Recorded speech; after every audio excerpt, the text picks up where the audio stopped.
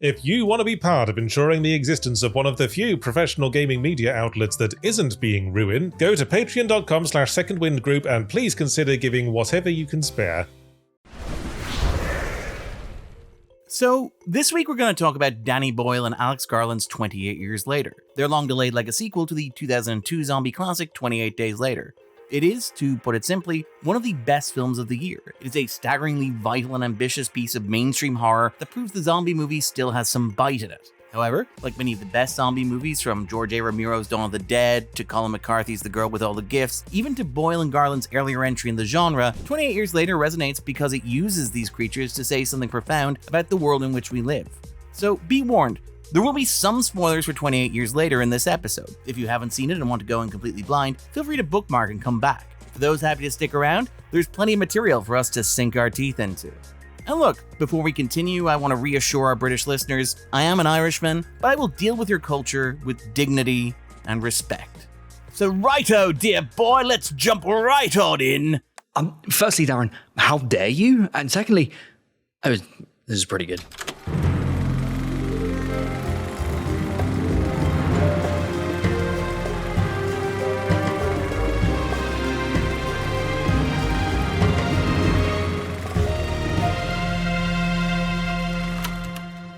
There is a solid argument to be made for Danny Boyle as the single great British filmmaker of the 21st century. To be clear, that is not a qualitative judgment. Although Boyle has directed a handful of true classics like Trainspotting or 28 Days Later, he's made some more contested films, like A Life Less Ordinary, or that movie where everybody forgets the Beatles happened, but Ana de Armas fans refuse to forget that she appeared in the trailers and so launched a frivolous lawsuit. Boyle has also made a wide variety of international films, winning Best Picture and Best Director for Slumdog Millionaire, and also directing 127 Hours and Steve Jobs, a movie set in a parallel universe where Steve Jobs was a decent father.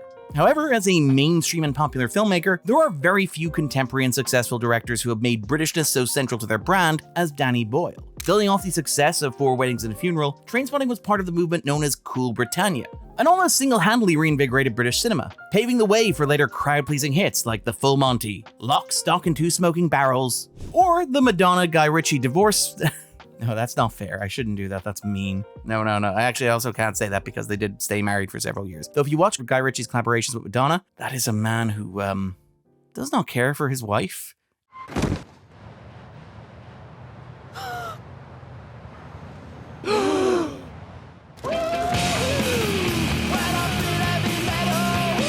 Anyway, throughout his career, Boyle has been fascinated by the charms and contradictions of British identity. Trainspotting tapped into anxieties over Scotland's self-image and a broader British cultural malaise of the long 90s. The early scenes of an eerily abandoned London at the start of 28 Days Later may be one of the most iconic depictions of the city captured on digital. When Britain hosted the Olympics in 2012, there was only one filmmaker that the country dared trust with beloved fictional characters like James Bond and Queen Elizabeth II. He also made a show about the Sex Pistols that nobody watched. In the early days of this young century, Boyle's vision of Britain was somewhat utopian. Even 28 Days Later ends on a relatively upbeat note, given everything that came before. Boyle imagined a Britain that could look out to the larger world with curiosity and ambition. The 2012 opening ceremony, also known as Isles of Wonder, is an exploration of Britain's diversity and multiculturalism, featuring extended tribute to the National Health Service. Boyle's career was itself built on this idea of an outward-looking Britain, with the filmmaker directing movies set in the United States and in India. To put it simply, Boyle was very much an embodiment of the ideal of an outward-looking Britain at the start of the 21st century. 28 Years Later is in conversation with Boyle's earlier work. It is obviously a legacy sequel to 28 Days Later, and it does everything the audience might expect it to. It opens with a flashback to the day of infection, and then jumps forward to the zombie-dominated present. It employs experimental digital cinematography from Boyle's long-term collaborator Anthony Dodd Mantle. It features a significant third-act genre pivot, and at least one major character, Wang's chum, if you know what I mean. I mean his penis appears on screen. However, oddly enough, the movie that 28 Years Later feels most closely in conversation with from Boyle's larger filmography is Millions, the film that he made in the middle of his three previous collaborations with writer Alex Garland, right between 28 Days Later and Sunshine. On the surface, it might seem strange to compare a post-apocalyptic zombie horror to a feel-good family film about two kids who stumble across £1 million, but you know what? You're not watching this for basic takes. Both Millions and 28 Years Later are stories about young boys coming to terms with the loss of their mother, and a father who is both struggling with his responsibilities and perhaps moving on a little bit too quickly. Both films feature supporting performances from actor Christopher Fulford. Both films feature scenes in which the lead character sits in the grass and marvels at the wonders of camera phones. Indeed, the blue and yellow color scheme of Millions, specifically yellow flowers set against a blue sky, carries over to 28 Years Later. Most pointedly, both Millions and 28 Years Later unfold in an alternate Britain that is roughly contemporaneous to the film's release. Millions is set in a fictional utopian Britain that is moving closer to Europe, even going so far as to embrace the euro as their currency instead of the pound sterling. In contrast, 28 Years Later is set in a dystopian world where Britain has been cut off from the rest of Europe, isolated and quarantined as the world continues on without it. This is a fairly overt metaphor for Brexit, Britain's vote almost a decade ago to leave the European Union and chart its own course. To put it frankly, this is a decision that has had disastrous effects for the country, costing the nation roughly £100 billion a year in lost output, destroying the British pound as a currency, and creating a more general sense of existential despair. This isn't me reading this into the movie, by the way. Boyle has all but acknowledged these parallels in press.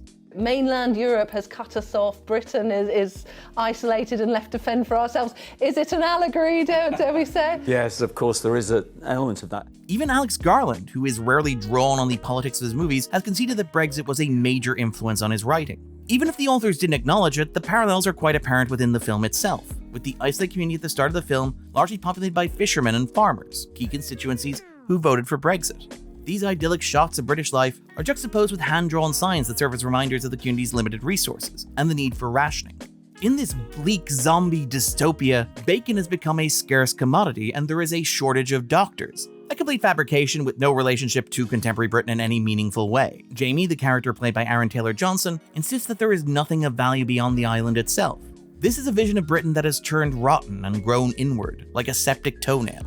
To Garland, 28 Years Later is a reflection of the more fundamental truth of Brexit and what it represents, both culturally and socially. It was more to do with a sort of regressive state over the last 10 to 15 years, where there's a real preoccupation related to looking backwards.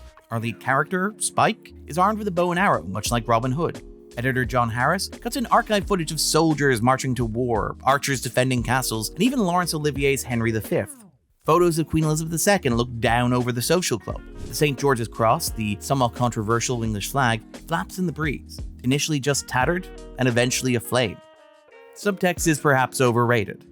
28 Years Later largely focuses on the community of Holly Island, an isolated village that has cut itself off from the mainland, an island off an island connected only by a causeway that disappears at high tide. It is that romantic British notion of the island fortress, of keeping calm and carrying on. It is an expression of British identity that doesn't look outwards or forwards, but backwards and inwards. Spike's father Jamie continually lies to him and about him, trying to fashion their meager existence into noble myth. Spike's mother Isla, whose name is the first four letters of the word island, translates from Spanish as island, and is derived from the name of a Scottish island, because again, subtlety is perhaps overrated, is lost in her own warped and distorted memories, unable to tell the past from the present and the present from the future. 28 Years Later is a movie saturated with death and decay. Nearly 30 years ago, Boyle's breakout hit Trainspotting asked audiences to choose life. Now, 28 years later, asks them to accept death. As a Lego sequel, it makes sense that 28 Years Later is about this warped nostalgia. The film takes place in a world that, at least for Britain, ended in 2002. For a zombie apocalypse movie, a lot of the film is mediated. It opens with the Teletubbies and closes with an extended homage to Jimmy Savile, who would have been exposed as a child abuser just a few years after that fictional apocalypse. The landscape is decorated with since-defunct markers like the Sycamore Gap tree, which was destroyed in 2023, and the Happy Eater restaurants that went defunct in the late 2010s. In this sense, 28 Years Later makes an interesting companion piece to Boyle's other big Lego sequel, T2 Trainspotting, aka T2 Junkment Day.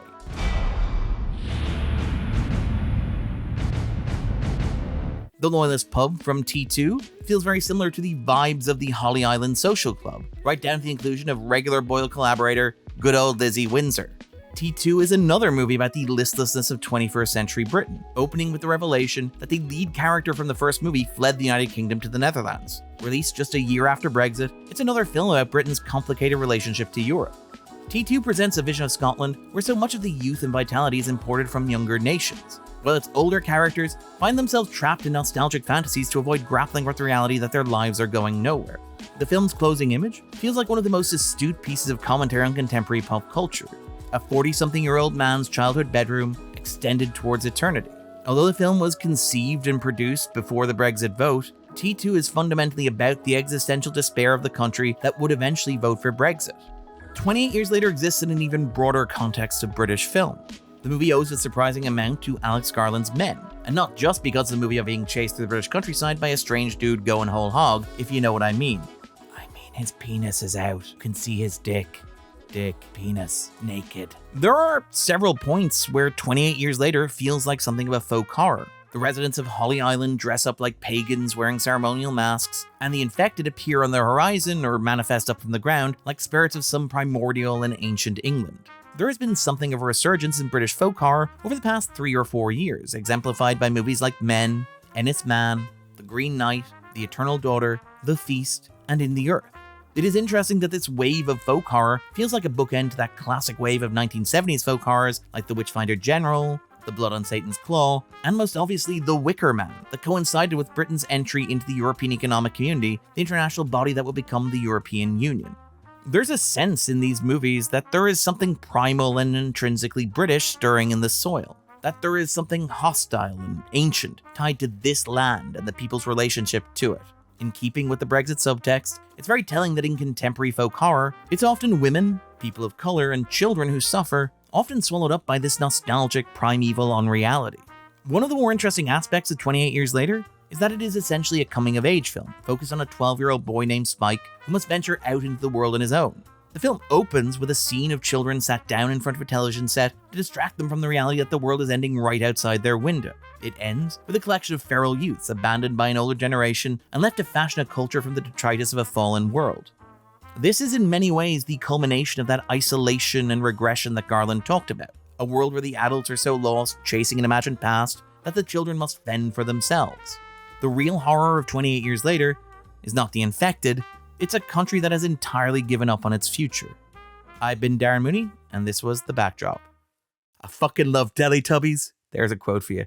We here at Second Wind are well into our second year as a content-producing powerhouse, and we're hoping to keep going into a third, and perhaps even dare we dream a fourth. By donating as little as $1 a month to our Patreon, you can be a part of helping us keep going. Well, subscribe to the $5 tier, and you can enjoy all kinds of extra content we keep under the table for the special customers. I myself have been indulging my hobby of making long-form videos in which I explain the lore of video game franchises I don't know much about, as well as some exclusive interviews and other experimental videos I and my colleagues are creating on a monthly basis. Maybe you'll enjoy them, maybe you'll want to join the Patreon so you can tell us they suck. Either way helps the creative process. If you want to be part of ensuring the existence of one of the few professional gaming media outlets that isn't being ruined and or shut down by corporate bastards, go to patreon.com/secondwindgroup and please consider giving whatever you can spare. And if you don't want to do any of that either, I don't know, take up cycling, it's good core exercise.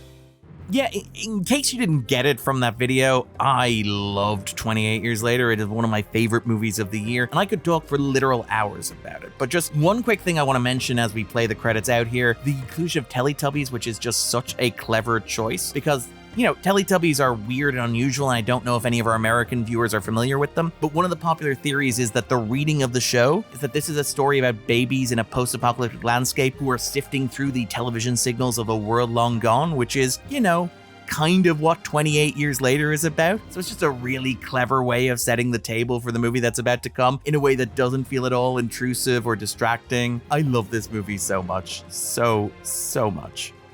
His penis is out. I mean, you can see his dick. I mean, you can see his dick. I mean, you can see his penis. I mean, he's naked. I mean, his penis appears on screen. I mean, his junk appears on screen.